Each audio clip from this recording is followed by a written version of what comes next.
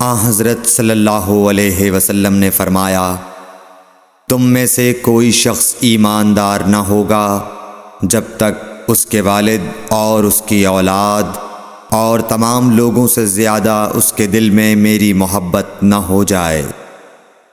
صحیح بخاری حدیث نمبر 15۔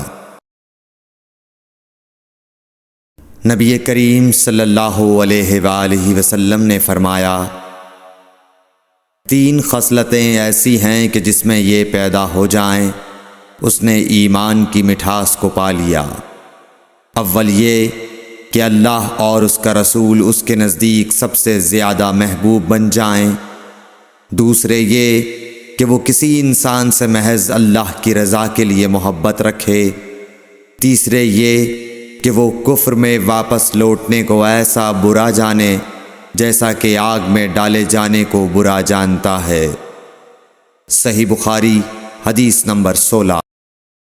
حضور اکرم صلی اللہ علیہ وآلہ وسلم نے فرمایا، انصار سے محبت رکھنا ایمان کی نشانی ہے اور انصار سے کینہ رکھنا نفاق کی نشانی ہے۔ صحیح بخاری حدیث نمبر 17۔